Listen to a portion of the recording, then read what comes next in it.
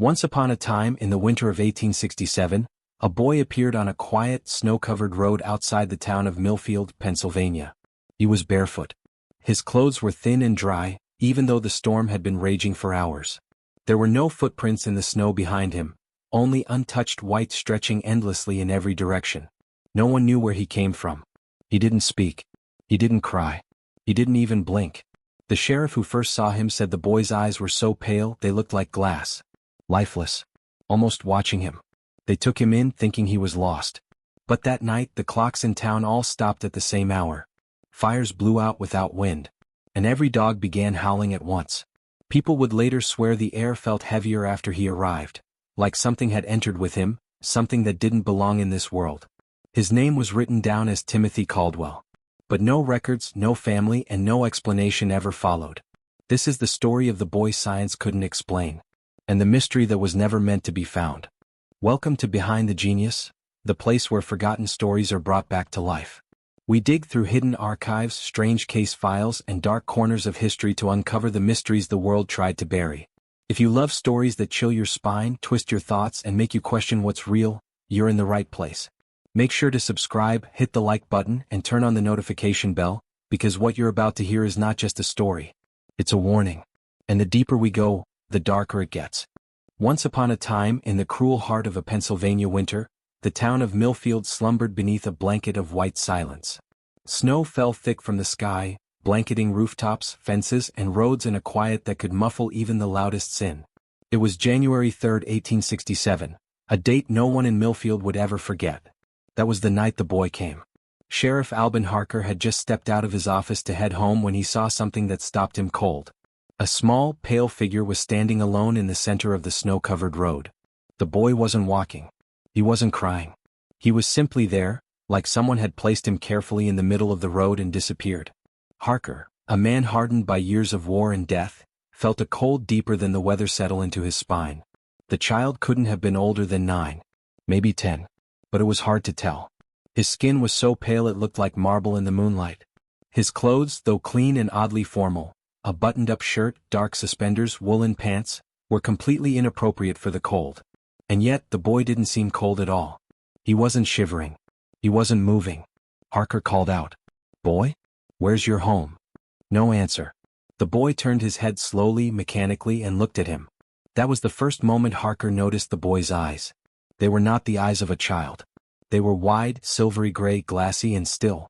There was no recognition, no fear, no warmth in them. Only presence. As if he was not seeing the sheriff, but through him. Harker later said that looking into those eyes made him forget how to breathe. The boy was taken to the local infirmary, a 2-room wooden building run by nurse Ellen Whitaker.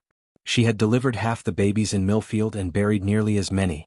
But the moment she saw the boy, something in her body recoiled.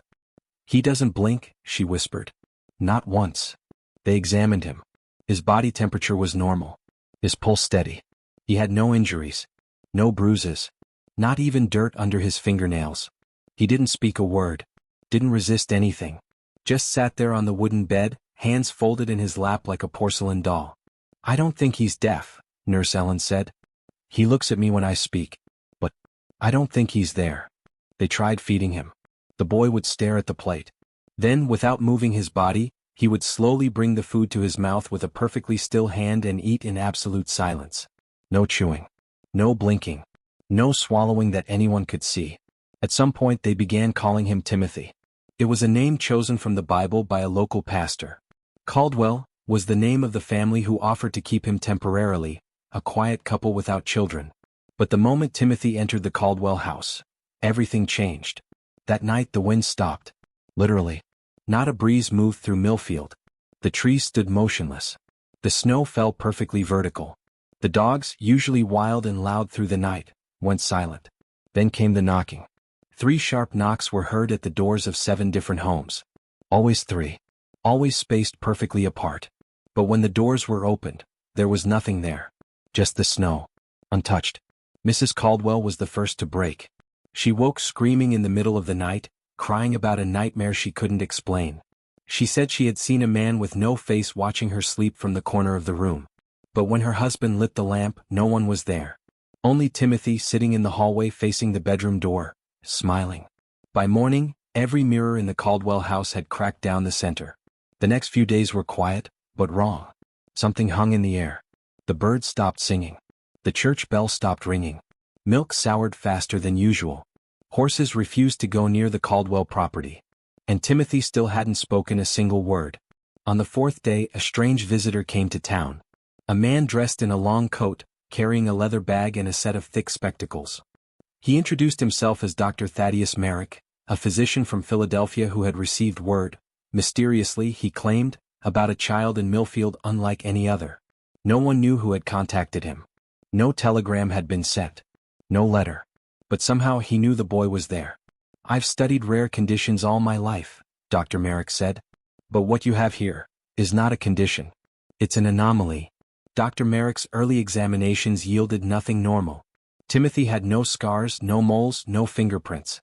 His heartbeat was irregular, not weak or strong, just inconsistent.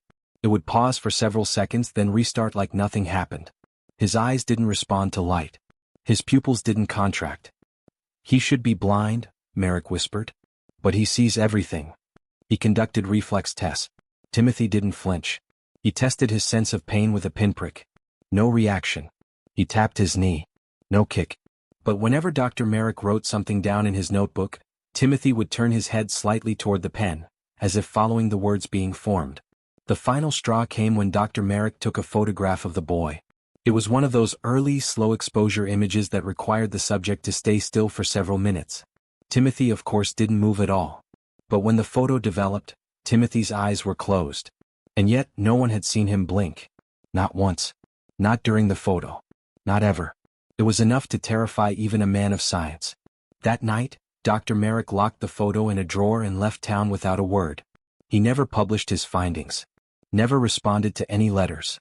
And years later, when he died, that same photograph was found sealed inside a Bible with a note that read, "Some things are not for science to understand." Back in Millfield, people were growing restless. Some believed Timothy was a demon. Others thought he was an angel. But most agreed on one thing: he was not human. He had no emotion, no curiosity, no voice. He would sit in front of the window for hours, staring at the same patch of sky. Sometimes at night, he would stand in the snow barefoot for hours, not moving until someone forced him inside. One farmer claimed he saw Timothy standing in his cornfield at dawn, even though the Caldwell house was 3 miles away. The same day his cattle were found dead, all at once. No wounds. Just lifeless. A group of boys who teased Timothy in the street all came down with high fevers within the hour. None of them remembered what happened. But one boy refused to sleep again. Said he saw Timothy in his head. That's when the church stepped in. Word of the boy had begun to spread beyond Millfield. Whispers of a child with no past, no pain, and no voice reached as far as nearby towns. But in Millfield, the fear wasn't just growing, it was changing. People weren't just scared of Timothy anymore. They were starting to feel watched. Even when he wasn't around. Father Malcolm, the town's priest, decided it was time to intervene. He was a tall, narrow man with deep eyes and a voice that made even grown men sit straighter in their pews. Though he rarely acted out of emotion, something about Timothy Caldwell disturbed him on a level he couldn't explain. "I've seen children possessed," he told the town council. "I've seen the devils work through the mouths of orphans. But this child, he does nothing. And yet the world bends around him." On the evening of January 12th, Father Malcolm requested that the Caldwell family bring Timothy to the chapel. They did. What happened next was never written down in official church records. The church was nearly empty when they arrived. Just Father Malcolm, the Caldwells, and 2 altar boys who helped light the candles. Timothy stood silently in the front pew, staring at the altar. His head tilted slightly to one side, like a curious animal watching a machine it couldn't understand. Father Malcolm began to speak calmly, reading verses in Latin and asking the boy questions. "Timothy, do you know who you are?" Silence. "Timothy, do you know who made you?" No answer. Just that blank stare. And then, the candles began to flicker. Not like a breeze had touched them, but as if they were being suffocated. One by one they went out. The church fell into half-darkness. One of the altar boys screamed when he saw the crucifix above the altar begin to tremble. It shook gently at first. Then violently. Then it fell. Snapped clean off the wall and crashed into the pews. Everyone stood frozen. Except Timothy. He turned his head slowly and looked directly at Father Malcolm. That was the first and only time anyone ever saw emotion in Timothy Caldwell's face. He smiled. It wasn't a kind smile. Not innocent. Not childlike. It was too perfect. Too cold. Like a performance. And it vanished as quickly as it appeared. Father Malcolm ordered the Caldwells to leave. The next morning he boarded a train without explanation. He never returned. That same week, the town began to fall apart in ways that made no logical sense. The river behind the mill turned black. Fish floated to the surface, their eyes missing. A baby was born without a shadow. And 3 separate families woke up to find all their clocks spinning backward at the same time, 2:17 a.m. Worse still, people began to lose time. Mrs. Greeley, the baker's wife, claimed she had lost 3 hours while tending to her stove. She remembered lighting the fire and then, nothing. The bread in the oven was burned to ash. Her arms were covered in flour. But she had no memory of kneading. No memory of baking. Her husband found her standing in the kitchen, unmoving, with her eyes wide and her lips silently mouthing the name. Timothy. And then there was the humming. That low droning sound that people began to hear, especially at night. No source. No direction. Just a deep, vibrating hum that filled their heads and made their bones ache. Doctors couldn't explain it. But they all noticed it started the day Timothy arrived. The schoolteacher left town. The postmaster locked his office and never opened it again. The general store closed its doors until further notice. And still the boy remained calm. Unmoving. Unaging. Untouched by any of it. He didn't cry when the Caldwells screamed at him. He didn't react when Mrs. Caldwell locked herself in her room and refused to eat. He simply sat in the rocking chair in the living room, gently rocking, even when no one touched it. One night, Mr. Caldwell tried to burn the chair. He dragged it into the woods, poured kerosene on it, and lit a match. But the flames wouldn't take. The match burned his hand, but the chair stayed dry, cold, as if it refused to catch fire. He said he saw footprints in the snow behind him, walking toward the house. But when he turned to follow them, they vanished. He ran back home in a panic, only to find the front door wide open, and Timothy already back inside, sitting in the chair. Still rocking. Still watching. By January 18th, less than 2 weeks after his arrival, the town had changed beyond recognition. Half the population had left. The other half whispered and prayed and kept their curtains closed. Some began carving strange symbols into their doors. Others left offerings outside the Caldwell home, food, toys, candles, crucifixes. No one asked for anything in return. They just wanted to be left alone. The sheriff, who had first found Timothy, stopped sleeping. He was seen walking the town at odd hours, muttering to himself, refusing to go near the Caldwell property. Eventually, someone found him dead on the church steps. No wounds. No struggle. Just a look of absolute terror frozen on his face. As if he had seen something that broke his mind in the final second before it stopped. Timothy attended the funeral. Uninvited. He stood beneath a tree far from the crowd, staring at the coffin. He didn't blink once. After the sheriff's funeral, the town stopped pretending everything was normal. Shutters stayed closed all day. Children were kept inside. Church bells rang without anyone pulling the rope. The cold grew worse, not just the winter but a deeper, aching cold that wrapped itself around the bones of Millfield. It was the kind of cold that made people forget their own names. The kind that made lamps flicker even when there was oil. The kind that made your reflection move when you didn't. People stopped calling him Timothy. They called him the Hollow Boy. On January 21st, a group of local men gathered outside the Caldwell house. Angry, afraid, desperate to take back control. They carried lanterns and shovels, ropes and salt. Some believed he was a spirit. Others, a witch in the form of a child. They didn't agree on what he was, only that he wasn't meant to be here.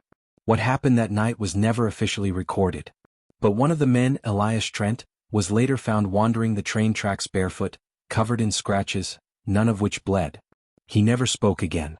The only words he whispered before falling silent forever were, "He's older than this place, older than the sun." The other 4 men were never seen again. Their lanterns were found melted into the earth in the shape of a perfect circle. Inside the Caldwell house, nothing was broken. Nothing was burned. But when the mayor arrived the next morning, he found Timothy sitting at the kitchen table, drawing with chalk on the wood. A symbol. A perfect, looping spiral, like a galaxy or a fingerprint, that seemed to twist and move even after he stopped drawing it. The mayor turned around and left without a word. He resigned the next day. The Caldwells began to fall apart. Mrs. Caldwell hadn't spoken in days. She stared at the walls, her eyes dry and cracked. She once tried to throw a Bible at Timothy. It burst into flames before it left her hand. Mr. Caldwell aged 10 years in a week. His hair turned white. He swore he could hear Timothy's thoughts in his sleep. At night, he dreamed of an empty world, a silent, white landscape where the sky blinked and the ground pulsed like skin. He stopped eating. He stopped shaving. Then one morning he simply walked into the woods and never came back. They only found his shoes, sitting neatly beneath the old elm tree at the edge of town. By now no one wanted to look Timothy in the eye. No one wanted to speak his name aloud. But still he stayed, silent, calm, watching. One night around 3 a.m., every bell in Millfield began to ring. The school bell, the church bell, handbells in homes that had been silent for years. They all rang together, 13 chimes exactly, and then stopped. The next morning, every photograph in town that had ever been taken, even those hidden in drawers or boxes, was different. In each one, no matter the year, a boy could now be seen standing in the background. Same pale face, same glass eyes, sometimes just a shape in a window, sometimes a reflection in the glass, sometimes standing right behind the person being photographed. And in one image, a photo of Millfield's founders taken in 1811, he was standing in front of the others, as if he had been there the whole time. That was the final straw. The remaining townspeople gathered what little they could and left. Every house, every store, every barn was abandoned. Millfield, by the end of February, was a ghost town. Timothy Caldwell remained alone. He was last seen sitting in the schoolhouse, drawing in the dust with one finger. No one knows who took the last photograph of him. But the image exists, grainy and cracked, stored in an archive in Harrisburg. It shows Timothy looking directly into the camera, smiling faintly. And in his eyes, there is a reflection of the person taking the picture. But here's the disturbing part. No one knows who that person is. They've tried facial recognition. They've traced every known resident. But the person in the boy's eyes? He doesn't match anyone. Not from Millfield. Not from Pennsylvania. Not from any record on earth. Even today, those who visit the ruins of Millfield speak of strange things. Children hear humming that adults can't. Footsteps appear in the snow with no one around. And sometimes, in the dead silence of a winter night, you can see a small, pale figure standing at the edge of the woods. Watching. Not moving. Not blinking. Just waiting. Even after the people of Millfield abandoned their town in fear, the land didn't forget. The trees still stood. The snow still fell. The river still ran black in places. But silence became permanent. It was as if time itself hesitated to move forward in a place Timothy Caldwell once touched. For nearly a decade no one returned. And then they began to whisper. Not the people. The town. It began in the nearby village of Dorrington, 15 miles east of Millfield. Farmers said that, during the quiet hours before sunrise, they could hear voices in the wind. Not normal wind. This came from the north, from Millfield's direction. The voices never said full words. Just broken syllables. Gasp. Hushed fragments of something old and cold. Like a language spoken underwater. Children complained of dreams, the same dream. A pale boy standing in their room, his feet floating just an inch above the ground, his mouth closed, but his voice echoing inside their heads. I'm still here. Parents called it imagination. But then came the photographs. In 1875, a traveling photographer named Granger Wolfe passed through Dorrington on his way to Pittsburgh. He offered portraits for coins, a new kind of work in a rapidly modernizing America. He took 23 pictures in the town square that day. 2 weeks later, after developing the plates, he locked himself in his studio for 3 days and wouldn't speak to anyone. Every single photograph had something wrong with it. Every family portrait had a figure in the background. A faint boy. Sometimes in a window. Sometimes behind a tree. Sometimes just there. Always pale. Always watching. Wolfe sent one photo to the local paper. He wanted answers. He thought it was a ghost. But an old woman who had once lived near Millfield recognized him immediately. She dropped her teacup when she saw the face. That's the boy, she whispered. That's the Caldwell boy. The hollow one. Curiosity took root again. It always does. The thing people fear most is the thing they can't leave alone. By 1877, a small group of researchers from Boston arrived to investigate the forgotten township of Millfield. They were led by a historian named Harold Quince and a young scientist named Dr. Miriam Bell. Dr. Bell was known for her unusual focus, unexplained biological phenomena. In today's words, we'd call her a pioneer of fringe science, though she didn't believe in ghosts. At first, the team found nothing. Just broken buildings, a dead town. Trees had grown through floorboards. Books lay scattered in old schoolhouses. Furniture was fossilized under dust. But they all agreed on one thing. They felt watched. On the third day, Dr. Bell found something. Buried beneath the rotted floorboards of the Caldwell house, she discovered a sealed box wrapped in cloth and bound with twine. It had no lock, just a wax stamp, long melted. Inside were pages. Hundreds of handwritten notes, none signed but all written in the same neat hand. It was a journal. And it wasn't written by the Caldwells. It was written by Timothy. This was impossible. Timothy had never spoken. Never written. He showed no signs of literacy or even interest. And yet, here were pages written in ink so dark it hadn't faded after 10 years. The handwriting was delicate, perfect. Too perfect. Like it had been drawn, not written. Each letter the same height. No smudges. No hesitation. The content? Impossible. The notes described things no one in that time could have known. Anatomy far beyond 19th century science. Maps of constellations yet to be discovered. Mathematical sequences that wouldn't be published until 100 years later. There were symbols, spirals, fractals, strange glyphs that seemed to move when stared at too long. And every page ended with the same sentence, repeated like a mantra. I was not made. I was sent. That night, the group made camp outside town. They didn't want to sleep in Millfield. Only Dr. Bell stayed behind, determined to examine more of the Caldwell home. She said she wasn't scared. She said it was just a boy. Just stories. She didn't come back. The next morning, her body was found in the front yard. Not torn. Not bruised. But drained, her skin pale and her eyes wide open, frozen in terror. Her hands were curled into fists so tight they had to be pried open. Inside her fists were strands of white hair. Thin. Childlike. But longer than Timothy's had ever been. After that, the team left. They didn't take the journal. They didn't report the body. They told no one what they found. But two of them years later would confess in letters to colleagues. Letters now archived in Boston University's restricted collection. One letter reads, "We didn't find a boy. We found a gate. Something old. Something waiting." Timothy Caldwell was never a child. He was a disguise. A shape we could tolerate. Another. The journal, it's still writing itself. Blank pages keep filling when no one is near. It doesn't need ink. It just continues. In the years that followed, people continued to almost return to Millfield.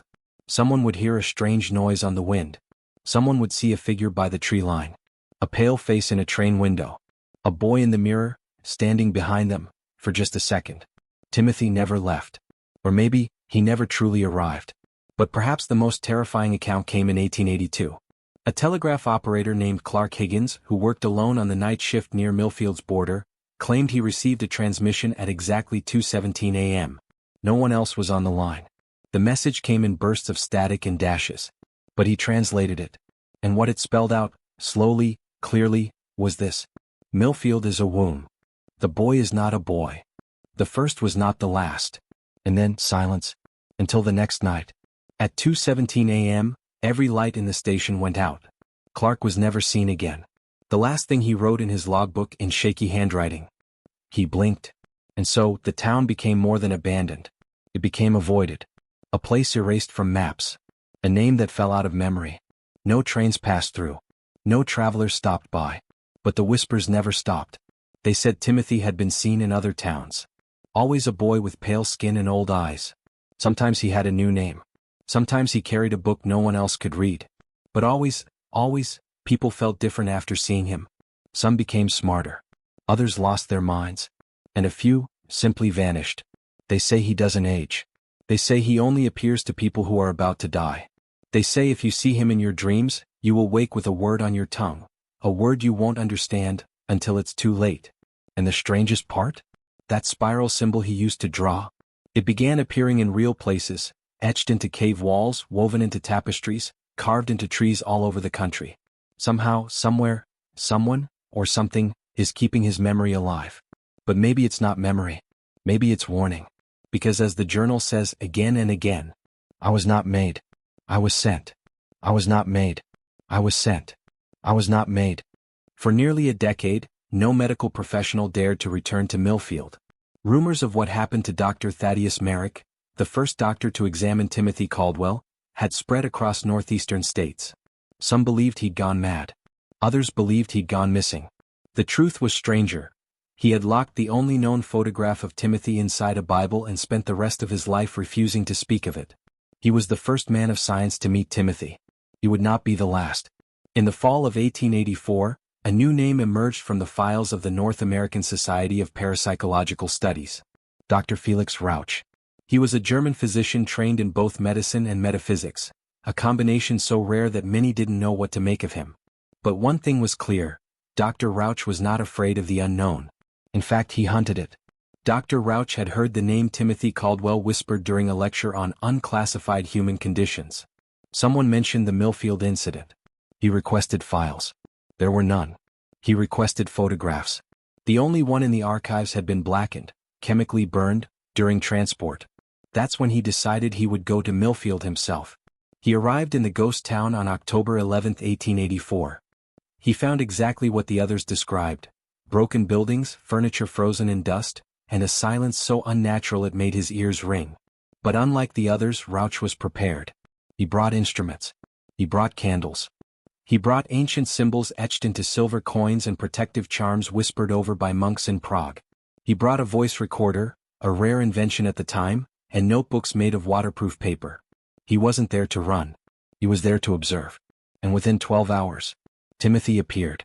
Rauch hadn't even entered the Caldwell home when he saw the boy. He was sitting on the steps of the old schoolhouse. Same posture described in old accounts, straight back, hands resting in his lap, pale as paper. Rauch approached slowly, carefully. Timothy didn't move. He didn't blink. Rauch spoke first. "Timothy Caldwell, if that's your name, I am here to study you. Not harm you." Still nothing. But Rauch didn't expect a response. He placed his hand over his chest and bowed slightly, an old gesture of nonviolence. Then Timothy stood. It was mechanical, smooth, silent, almost floating. The boy turned and walked back into the schoolhouse without a word. Dr. Rauch followed. What he saw inside made him drop his recorder. The schoolhouse was no longer abandoned. At least, not fully. The dust was swept clean. The desks were perfectly aligned. On the chalkboard, someone, or something, had drawn an intricate spiral, the same one reported in earlier investigations. But this spiral had more layers now. It was deeper. It pulled the eyes and made Rauch dizzy just looking at it. Timothy stood by the chalkboard, staring at the spiral. Then he raised one hand and pointed to a desk. Rauch sat. The examination began. Over the course of 5 nights, Dr. Rauch recorded everything: vitals, behavior, environment, patterns, and most strangely, time. Each session began at exactly 2:17 a.m. Each time, his watch would stop ticking at that exact moment. His candles would extinguish. But the light from the moon would pour into the room unnaturally bright, even when the sky was covered in clouds. Timothy never spoke, but he responded. Rauch would ask a question and the boy would either nod, shake his head, or write. With no pen, no ink, no movement. Words would simply appear on the desk between them, burned into the wood grain like heat writing. When Rauch asked who Timothy was, the response read, "I am a function." When he asked where Timothy came from, "Not from here. Not from then." When he asked what the spiral meant, the shape of entry, the door inwards. Rauch was terrified. But he could not stop. He was seeing something no human had seen before. Not a ghost, not a disease, not even a creature. A phenomenon with a face. But the more time he spent near Timothy, the more things began to distort. His notes changed while he slept. One morning he found that his own handwriting had been overwritten with a language he didn't understand, a looping script with no beginning or end. His recordings, when played back, included voices that weren't his own. Once a woman screaming in German. Once a baby crying softly. And once, himself begging to be let go, even though he had never said those words aloud. Time fractured. He began dreaming while awake. He once stepped outside to find that the sun had risen, though only 10 minutes had passed. Another time he woke up inside the schoolhouse, though he had gone to sleep in his tent 2 miles away. One entry in his journal read, "I have started seeing my own death. I'm not sure whose memory it is." On the final night, Timothy changed. He stood directly in front of Rauch and lifted his right hand. The boy placed it over Rauch's heart. For the first time, Rauch felt cold, Not surface cold, but the kind that seeps into the soul. The kind that freezes who you are. Then Rauch blacked out. He woke up alone days later in the middle of a road 5 miles from Millfield. His gear was gone. His papers soaked with blood. His voice vanished. Literally. He couldn't speak again. Not even a whisper. He was taken to a hospital and later transferred to a sanatorium, where he spent the rest of his days trying to draw the spiral on walls with pieces of stone. It's still there. Etched into the foundation of his room, found after his death. But Rauch left behind one final letter, written shakily, left with a nurse the night before he died. Read. Timothy is not a boy. He is an instruction written into the world. A message. A door. Something is on the other side. Something wants in. And here is the most chilling part. Rauch included one drawing in the envelope, a map of constellations. Star positions, from the year 2049. Stars we haven't reached yet. Coordinates we don't understand. And next to them, a name. Second arrival. So what was Timothy Caldwell? A boy? A demon? An alien? A living code? Science still has no answer. But one thing is certain. He was never human. And what happened in Millfield may not be over.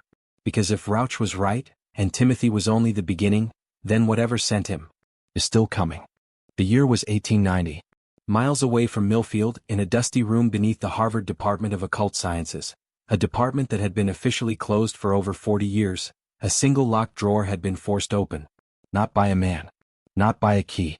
But by time. Inside it sat a leather-bound journal, brittle with age and smelling faintly of sulfur and ash. Its cover bore no title. But on the first page, in faint, scratchy handwriting, were the words, "Property of Dr. Alastair Finch. Last survivor of Millfield." Nobody was supposed to know this journal existed.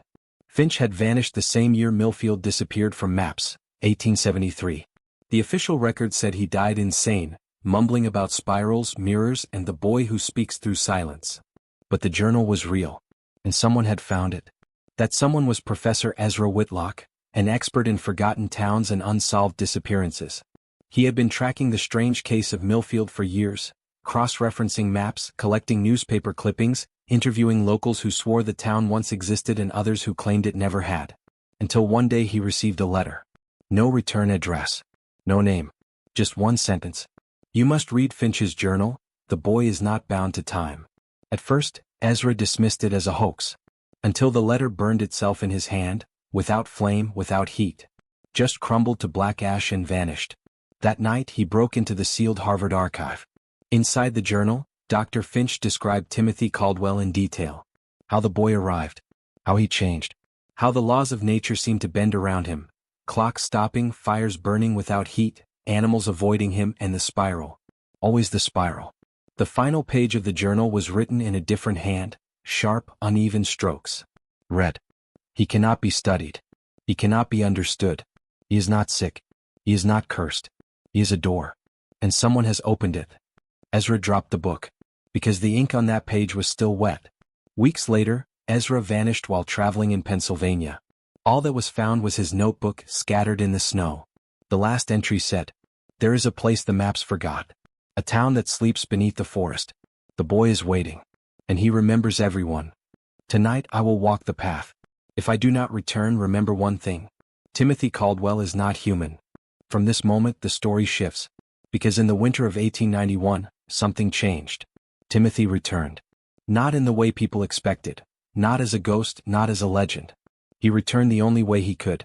Through a new set of eyes. The Green brothers, Eli, Jonah, and Silas, were about to stumble into a town that shouldn't exist, led by a boy who shouldn't be alive. And what they would find would bring Millfield's curse to the surface once more. Once upon a time, a shadow fell over Millfield that never truly left. Even after the townspeople vanished, even after the doctor went mad, even after Timothy Caldwell was no longer seen, something remained. Something old. Something waiting. Most people forgot about Millfield. Some believed it never existed. But in the year 1891, a forgotten town whispered its name again, not through voices but through cold wind, flickering stars, and silence so deep it made birds stop singing. That was the year the shadows returned. And they brought Timothy back with them. It began with 3 brothers, Eli, Jonah, and Silas Green. Orphaned young, they had lived most of their lives as part of a traveling circus troupe. The kind of people who didn't ask questions, who slept in tents and danced for coins, who knew how to survive by running. The troop had broken down outside a dead stretch of forest in Pennsylvania. Their wagon lost a wheel. The air was freezing. And the firewood was gone. The other performers huddled together, blaming the weather. But the green boys wandered, looking for shelter, warmth, or maybe just a story. They didn't know that Millfield was nearby. They didn't know that Timothy was watching. The youngest, Silas, saw him first. A pale figure standing at the edge of the trees. Motionless. Barefoot. Dressed in strange, out-of-time clothes.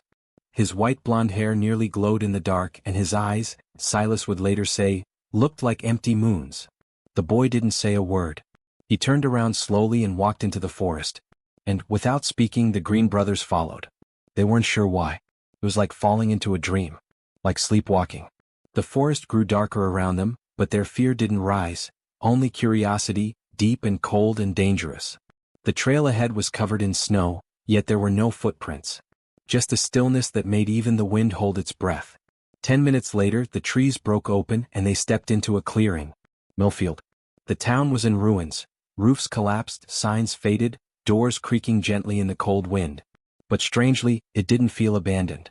The buildings looked asleep, not dead. The kind of quiet that waits for you to speak first. And at the center of it all stood the schoolhouse. Its windows were glowing. Not like electric lights. Not fire. Something else, a soft, flickering white that shimmered unnaturally. Inside they saw him. Timothy Caldwell. Sitting at a desk, hands folded neatly in his lap. The same boy Silas had seen in the forest. The same boy who had disappeared decades ago. He hadn't aged a day. Behind him, on the blackboard, was a spiral. Not chalk. Not paint. It looked alive. Moving very slowly like smoke underwater. As the boys stared, the spiral seemed to pull them forward. Not physically but inside their minds. Thoughts grew distant. Names faded. Only the spiral remained. Then Timothy looked up. And for the first time in recorded history he spoke. His voice was not the voice of a child. It was hollow, echoing, distant, like someone speaking across a canyon made of time. He said, "You came back." The air dropped by 10 degrees. The lanterns outside went dark. And the shadows moved. Not the brothers' shadows. Not moonlight tricks. These were different. These shadows slithered across walls and ceilings, moving against the light, bending in ways that made no sense. Eli, the eldest, tried to step backward. But his feet would not move. Jonah cried out. The sound was swallowed. Silas stood still, eyes wide, heart frozen. In that moment he realized something ancient, something even animals understand deep in their bones. They were prey. And Timothy was not alone. From behind the desks they emerged. Figures. Tall, thin, wrong. Their shapes were human-like but stretched, as if something had worn a human skin too long and didn't know how to fit anymore. No faces. No sound. Just movement. They passed through walls like fog. They flickered in and out of reality. And yet, the temperature changed when they got close. Colder. Heavier. Each boy felt something pressing against his chest, like invisible fingers wrapping around their hearts. And still Timothy sat. Calm. Smiling faintly. Jonah fell to his knees first. He began shaking, muttering the names of people he hadn't seen in years. Their mother, a dog from childhood, a man who once gave him candy. His words melted into nonsense. Eli tried to protect him. But when he reached for his brother, a shadow passed through his arm. And the bones cracked. Not like a punch. Not like pressure. Like ice forming inside the bone and shattering it from within. Eli screamed. Blood did not flow. It froze in the air. Silas, the youngest, was left. He turned to run, but the door was gone. Not locked. Gone. In its place was a wall of chalk, scribbled with thousands of spirals, drawn by a hand that must have moved for years without stopping. As he stared, the spirals began to change. They moved. They spun. They began to whisper. Stay. Stay. Stay. That's when he heard it, not with his ears but inside his skull. Timothy's voice. The door opened once. And you stepped through. Now you cannot leave. You are part of the story. You are written in. And then, just like that, it was over. The circus troupe found the boys the next morning.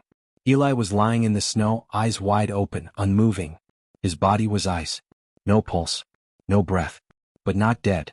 Doctors later called it suspended animation, but couldn't explain how it was possible. Jonah was found walking in circles around a tree, repeating the phrase, "The moon has no mouth, over and over again. He never stopped. He never spoke anything else again. Silas was found staring into space. His hair had turned completely white. His pupils were gone. When asked what happened, he only said one sentence. "We didn't follow him, he followed us." They never returned to the circus. All three were institutionalized. And the town of Millfield? It vanished again. When authorities searched, they found nothing. No buildings. No road. Only snow-covered trees. As if the town had never existed. But here's the strangest part. In 1962, over 70 years later, Silas Green died in a mental facility in upstate New York. His heart simply stopped. No warning. No cause. When they opened his chest for autopsy, they found something carved onto the surface of his heart. Not with a knife. Not tattooed. Etched, like the heart itself had grown around it. The spiral. Still moving. Millfield remains unmarked on maps. The shadows remain unnamed in science. And Timothy Caldwell is still waiting. Still watching. Still part of something far bigger than any of us understand. Because the truth is, Millfield was never just a place. It was a point of entry. And the shadows?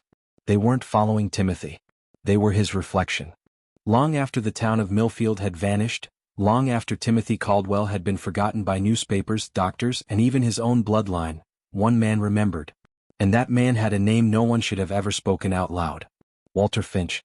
The last surviving member of the Finch bloodline. Great-grandson of Dr. Alastair Finch. The man who once believed he could explain the impossible. But Walter? He had no such illusions. He didn't want to explain Timothy Caldwell. He wanted to end him. Walter was a historian, but not of ordinary history. He hunted anomalies, events that made no sense, that were erased from official records, that people either couldn't remember, or wished they didn't. For 30 years, Walter had been collecting everything related to the case of Millfield. Old diaries, newspaper fragments, missing person reports, burned letters. Most of it led nowhere. Until one day, buried in a locked chest inside an abandoned church, he found something impossible. A photograph of Timothy Caldwell. Not the sketch. Not a newspaper drawing. A real photograph, old, scratched but clear. The year on the back? 1908. 41 years after Timothy vanished. And the boy in the photo? He hadn't aged a day. Walter stared at the photo for hours. The background showed a group of children standing outside a wooden schoolhouse.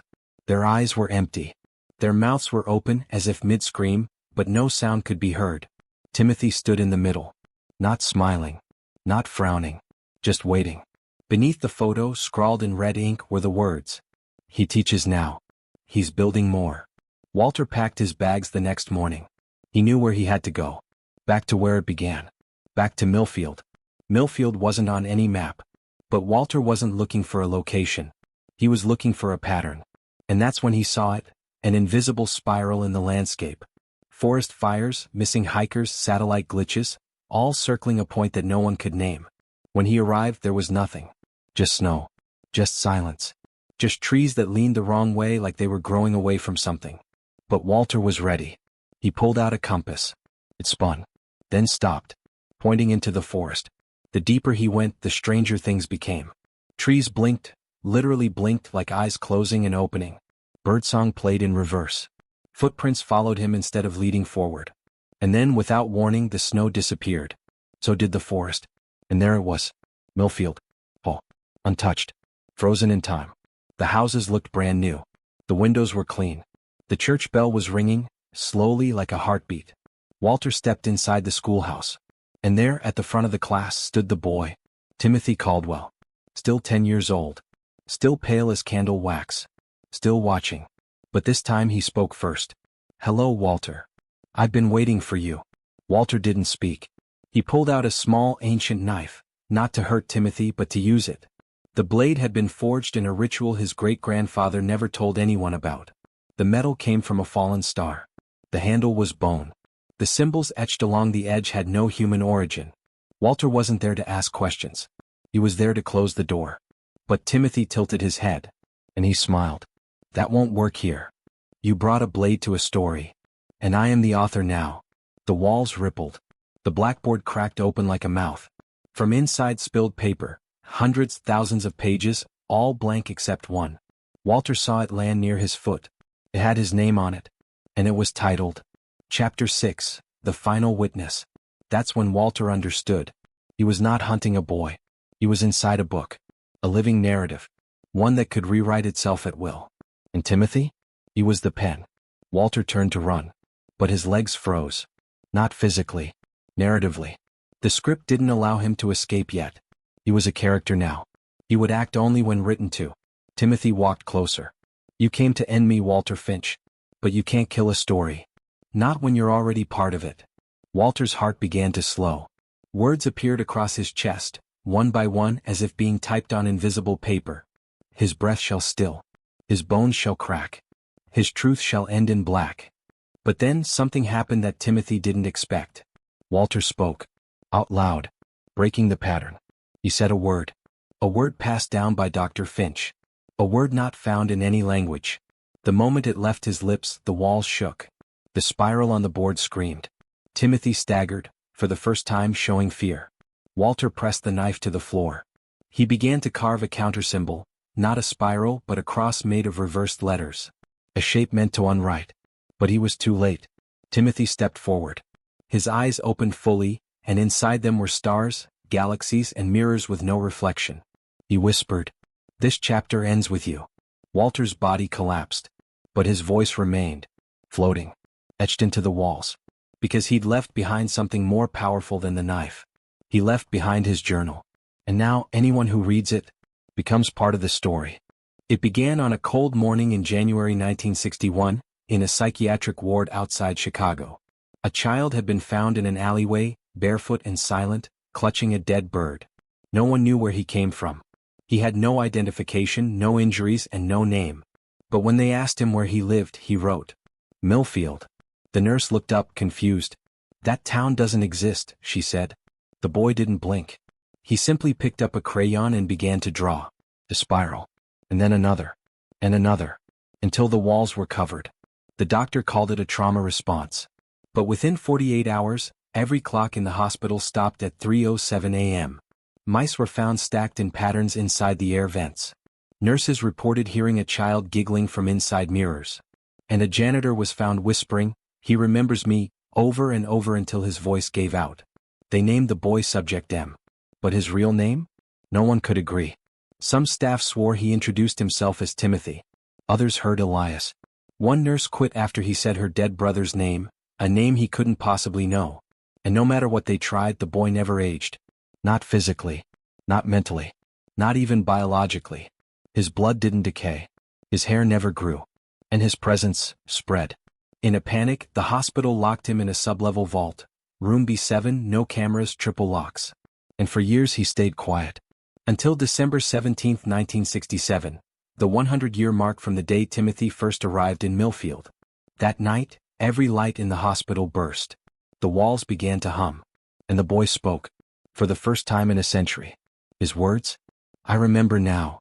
And so do you. What followed was called the Spiral Event. Over 400 people vanished in a single night, not just in the hospital but across the country. Psychiatrists, historians, archivists. People who had ever mentioned Timothy Caldwell's name. Their files were redacted. Their families silenced.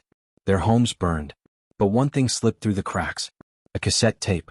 Recorded by a young intern named Sophie Marlowe, who'd been researching strange symbols in Midwestern towns. Her final recording was labeled Cyclone, Entry 99, the boy science couldn't explain. This is what she said. He's not a boy. He's a process. A code. He uses our minds as mirrors. Our memories as doors. Millfield was never a place, it was a container. A failsafe. A spiral that holds him in a loop of childhood. But loops break. And when they do, the boy remembers what he was before. We never created Timothy Caldwell. We discovered him, like a fossil, like a disease. He predates time. He wears the face of a child because it's the only thing we trust. But trust is how he gets in. He's not coming. He's already here. The tape ends with static. But some claim if you listen closely, you can hear breathing behind her voice. And at the very end, if you slow it down, a faint whisper. You asked. I answered. Now let me out. The government shut down the facility. The hospital was sealed and erased from all records. And the last known mention of Timothy Caldwell appeared in a 1971 classified report. Containment is no longer possible. Subject has no origin point. All encounters follow identical pattern. Silence, spiral, memory distortion, collapse. Witnesses forget. Archives burn. Time fractures. Recommend full redaction of subject from all history. Label: the boy science could not explain. Status: always returning. Candle. Now, dear viewer, let me ask you something. Why did you watch this far? Why this story? Why now? Because maybe, just maybe, you remember him too. Maybe you saw him in a dream as a child. A boy who never spoke, who stared too long. A spiral you once drew in your notebook, for no reason at all. A town name you swear existed but no one else recalls. Maybe you've already opened the door. And maybe, just maybe, he's listening right now. Because Timothy Caldwell isn't a boy. He's a question. And once you ask it, you don't get to forget. Ever. Clapperboard outro plus call to action. Welcome to Behind the Genius, where we uncover the stories that should never be told. If this episode gave you chills, nightmares, or made you question everything, in a black speech bubble, leave a comment with a spiral emoji cyclone, so he knows you saw him too. Bell, subscribe, and turn on notifications. We dive deeper into the stories that science refuses to touch. Thumbs up like the video to keep the spiral turning. Scroll and remember, some mysteries were never meant to be solved. But you watched anyway. Now he remembers you.